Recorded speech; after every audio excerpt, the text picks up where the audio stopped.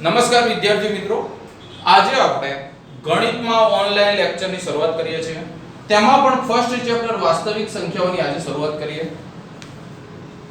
વાસ્તવિક સંખ્યાઓ શીર્ષક સમજતા પહેલા તમે શીર્ષકમાં જોશો તો પાછળ જે સંખ્યાઓ એ બહુવચન શબ્દ છે. એના ઉપરથી તમને એટલી તો ખબર પડશે કે એક કરતાં વધારે સંખ્યાઓની વાત અહીં કરવામાં આવી છે. વાસ્તવિક સંખ્યાઓ એ અસંખ્ય સંખ્યાઓનો સમૂહ છે.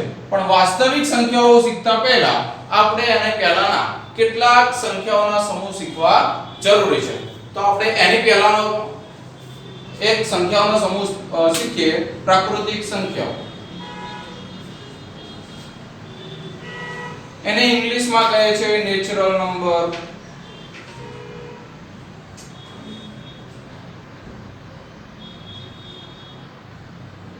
ગણતરીની સંખ્યાઓ 1 2 3 વગેરેને પ્રાકૃતિક સંખ્યા કહે છે. વિદ્યાર્થી મિત્રો, એ ધ્યાન રાખજો કે ગણતરીની સંખ્યાઓ, કોઈ પણ આપણે કોઈ પણ વસ્તુની ગણતરી કરતા હોય તો શરૂઆત 1 થી કરીએ છીએ. પહેલી, બીજી વસ્તુ, ત્રીજી વસ્તુ, એ રીતે. તો ગણતરીની સંખ્યાઓને આપણે પ્રાકૃતિક સંખ્યાઓ કહીએ છીએ. પ્રાકૃતિક સંખ્યાઓને ઇંગ્લિશમાં નેચરલ નંબર કહે છે. એટલે પ્રાકૃતિક સંખ્યાઓને આપણે દર્શાવવા માટે કેપિટલ N નો ઉપયોગ કરીએ છીએ. જે નેચરલ નંબર છે એનો first capital letter capital N, અને પછી છગડીયા કૌંસમાં લખીશું 1 2 3 4 અને પછી 3% છગડીયો કૌંસ પૂરો. વિદ્યાર્થી મિત્રો, ધ્યાન રાખજો, જ્યારે પણ આપણે સંખ્યાઓનો સમૂહ દર્શાવતા હોય ત્યારે છગડીયા કૌંસનો જ ઉપયોગ કરીએ છીએ. આ પાછળના 3% દર્શાવે છે કે આ સંખ્યાઓ અનંત સુધી વિસ્તરેલી છે. હું તમને ક્વેશ્ચન કરું કે સૌથી નાની પ્રાકૃતિક સંખ્યા કઈ, તો તમે કહેશો સૌથી નાની પ્રાકૃતિક સંખ્યા 1 છે.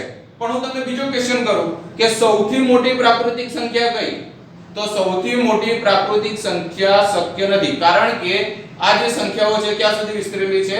અનંત સુધી વિસ્તરેલી છે. વિદ્યાર્થી મિત્રો, યાદ રાખવા તમે એ રીતે પણ યાદ રાખી શકો કે પ્રાકૃતિક સંખ્યાઓ એટલે બધી જ ધન સંખ્યાઓ. હવે આપણે બીજા સમૂહ વિશે માહિતી મેળવીએ. બીજો સમૂહ છે પૂર્ણ સંખ્યાઓ, હોલ નંબર.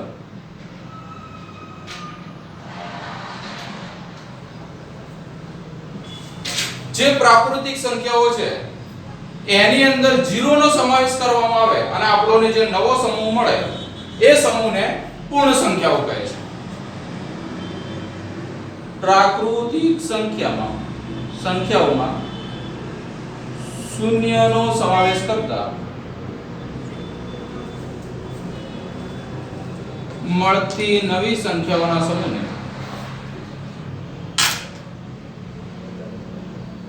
સમૂહને પૂર્ણ સંખ્યાઓ કહે છે.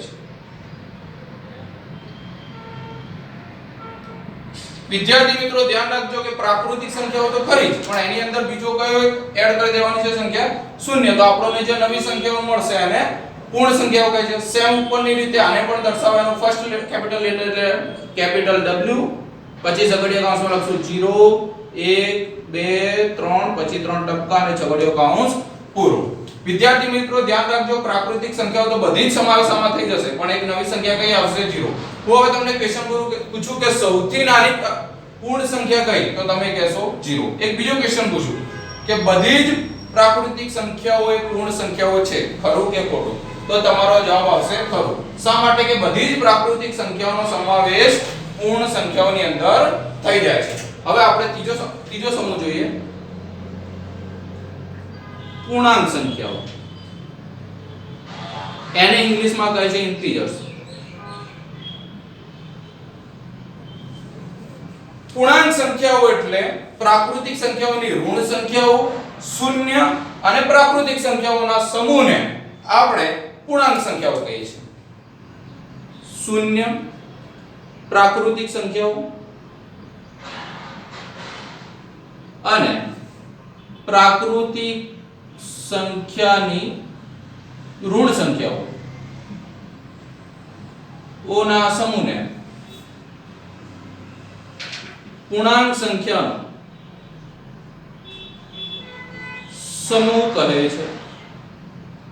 વિદ્યાર્થી મિત્રો ધ્યાન રાખજો, આની અંદર શૂન્ય પણ આવશે, બધી જ ઋણ સંખ્યાઓ પણ આવશે અને બધી ધન સંખ્યાઓ પણ આવશે. એને દર્શાવવા માટે સેમ રીતે આનો ફર્સ્ટ લેટર એટલે કેપિટલ I. ઘણી વખત પૂર્ણાંક સંખ્યાઓને કેપિટલ Z વડે પણ દર્શાવવામાં આવતી હોય છે. કેપિટલ Z છગડીયા કૌંસમાં લખીશું 3 ટપકા -3 -2 -1 0 1 2 3 પાછા 3 ટપકા અને છગડીયો કૌંસ પૂરો. હવે તમને ક્વેશ્ચન પૂછું કે સૌથી નાની પૂર્ણાંક સંખ્યા કઈ? તો શક્ય નથી, કેમ કે આ જે ઋણ સંખ્યાઓ છે અનંત સુધી વિસ્તરેલી છે. સૌથી મોટી પૂર્ણાંક સંખ્યા કઈ? એ પણ શક્ય નથી, કારણ કે બધી જ ધન સંખ્યાઓ અથવા પૂર્ણાંક સંખ્યાઓ અનંત સુધી વિસ્તરેલી છે. માટે પૂર્ણાંક સંખ્યાઓમાં સૌથી નાની અને સૌથી મોટી સંખ્યા શક્ય નથી.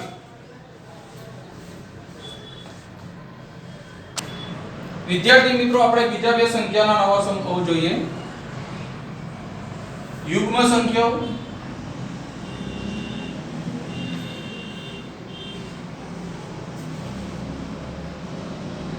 અને એની તદ્દન વિરોધી એટલે અયુગ્મ સંખ્યાઓ.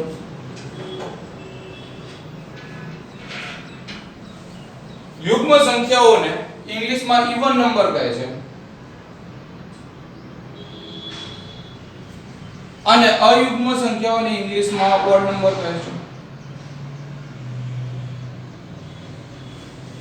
વિદ્યાર્થી મિત્રો, યુગ્મ અને અયુગ્મ બંને શબ્દો તમારી માટે નવા છે, પણ જો આ જ બંને માટે આપણે પ્રાઇમરી લેવલના શબ્દો જોઈએ તો યુગ્મ સંખ્યાઓને બીજા શબ્દોમાં બેકી સંખ્યાઓ પણ કહે છે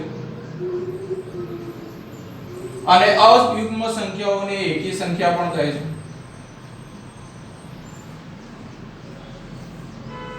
બેકી સંખ્યાઓ એટલે યુગ્મ સંખ્યાઓ, અયુગ્મ સંખ્યાઓ એટલે એકી સંખ્યાઓ. આપણે એની વ્યાખ્યા જોઈએ તો બે વડે નિશેષ ભાગી શકાય તેવી સંખ્યાઓને યુગ્મ સંખ્યાઓ કહે છે. આનાથી તદ્દન વિરોધી વ્યાખ્યા આવશે અયુગ્મ સંખ્યાઓની. બે વડે નિશેષ ભાગી ન શકાય તેવી સંખ્યાઓને અયુગ્મ સંખ્યાઓ કહે છે.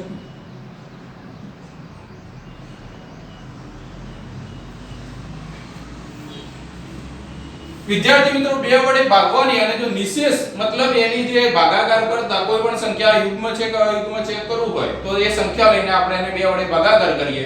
જો શેષ 0 આવશે તો એ સંખ્યા કઈ હશે? યુગ્મ હશે. અને જો શેષ 0 સિવાયની કોઈ પણ સંખ્યા આવશે તો એ સંખ્યા કઈ હશે? અયુગ્મ સંખ્યા. યુગ્મ સંખ્યાને દર્શાવવા માટે એનો પેલો ફર્સ્ટ કેપિટલ લેટર લખીશું કેપિટલ E. બેકી સંખ્યાઓની શરૂઆત ક્યાંથી થાય? તો 2 4 6 8 10 પાછળથી 3 ટપકા. મતલબ આ સંખ્યાઓ અનંત સુધી વિસ્તરેલી છે. એ જ રીતે અયુગ્મ સંખ્યાઓને દર્શાવવા માટે આપણે એનો first capital letter capital O લખીશું. 1 3 5 7 અને પાછળ 3 ટપકા. હવે હું ક્વેશ્ચન કરું કે સૌથી નાની યુગ્મ સંખ્યા કઈ? તો સૌથી નાની યુગ્મ સંખ્યા 2 છે. સૌથી નાની અયુગ્મ સંખ્યા કઈ? તો સૌથી નાની અયુગ્મ સંખ્યા 1 છે.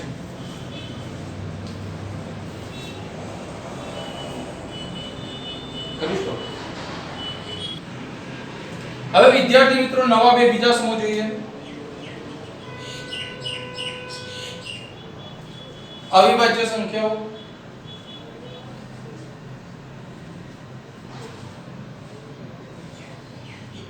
એને ઇંગ્લિશમાં કહે છે પ્રાઇમ નંબર.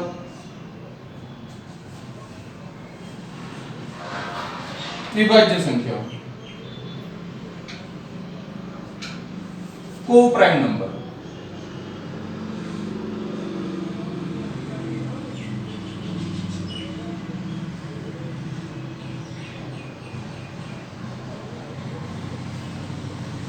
અવિભાજ્ય સંખ્યાઓની વ્યાખ્યા દેખીએ તો એક સિવાયની પ્રાકૃતિક સંખ્યા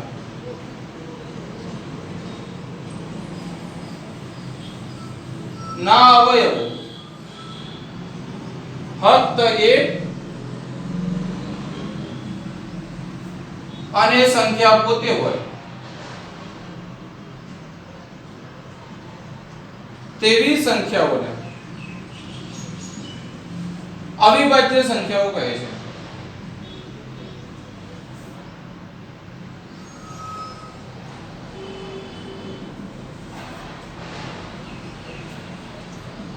બંને શબ્દો જોતા જ ખબર પડી જશે કે અવિભાજ્ય અને વિભાજ્ય બંને શબ્દો એકબીજાના વિરોધી છે. મતલબ આ જે વ્યાખ્યા છે એની તદ્દન વિરોધી વ્યાખ્યા શાની છે? વિભાજ્ય સંખ્યાઓની. તો આને શોર્ટમાં લખવું હોય તો કે એક સિવાયની કોઈ પણ પ્રાકૃતિક સંખ્યા અવિભાજ્ય ન હોય તેવી સંખ્યાઓને વિભાજ્ય સંખ્યાઓ કહે છે.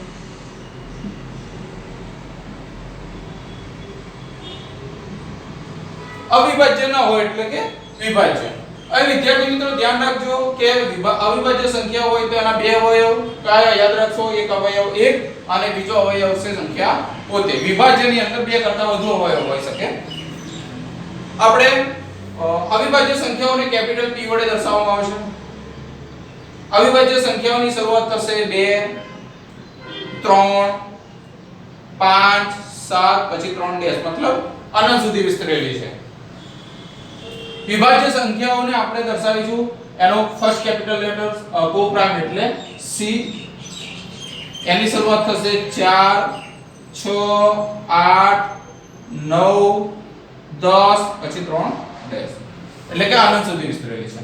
હવે વિદ્યાર્થી મિત્રો ધ્યાન રાખજો કે એકનો સમાવેશ થતો નથી. એકનો સમાવેશ શા માટે નથી થતો એ આપણે પાછળ જોઈએ, પણ એક ઉદાહરણ દ્વારા સમજીએ કે 24 એ વિભાજ્ય છે કે અવિભાજ્ય?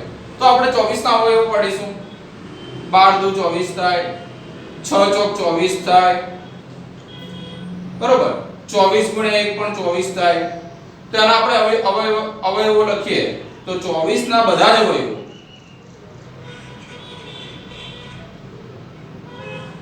એમાં પહેલો છે 1, પછી આવશે 4 6 અહીં 2 પણ આવશે, પછી 24, બરોબર. તો અહીં દેખો તમે એક સંખ્યાનો એક અવયવ કયો છે 24 અને એક સિવાયના બીજા પણ 3 અવયવો છે, માટે આ સંખ્યા કઈ છે?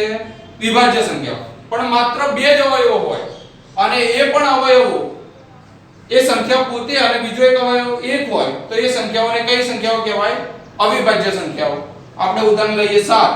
તો 7 ના આપણે ભાગ પાડીએ તો 7 * 7 મતલબ 7 ના અવયવો 7 અને 1 જ છે. એક અવયવ અને બીજો અવયવ 7 છે. મતલબ કે 2 જ અવયવો હોય, એક અવયવ પોતે સંખ્યા પોતે અને બીજો અવયવ 1 હોય તો તેવી સંખ્યાઓને અવિભાજ્ય સંખ્યાઓ કહે.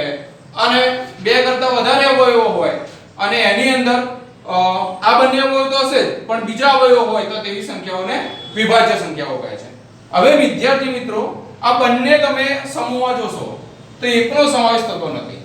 હવે એક એ અવિભાજ્ય પણ સંખ્યા નથી, એક એ વિભાજ્ય પણ સંખ્યા નથી, એક એ વિશિષ્ટ સંખ્યા છે. શા માટે વિશિષ્ટ સંખ્યા? તો તમે એકના અવયવો પાડશો તો 1 ગુણ્યા 1 મતલબ એકનો અવયવ સંખ્યા પોતે એક જ છે. જો 2 અવયવો હોય એમાં પણ સંખ્યા પોતે અને બીજો અવયવ હોય તો એ કઈ થશે? અવિભાજ્ય. એના કરતા વધારે અવયવ હોય તો વિભાજ્ય સંખ્યા થશે. પણ અહીં તો માત્ર એક જ અવયવ છે અને એ પણ પોતે જ છે, માટે એકનો સમાવેશ અવિભાજ્ય સંખ્યામાં પણ નથી થતો, વિભાજ્ય સંખ્યામાં પણ નથી થતો, માટે એક એ વિશિષ્ટ સંખ્યા છે. વિદ્યાર્થી મિત્રો આશા રાખું છું કે આ બધા જ સંખ્યાઓના સમૂહમાં તમને સમજણ પડી છે. વધુ સમૂહો આપણે આના પછીના લેક્ચરમાં લઈશું. આભાર.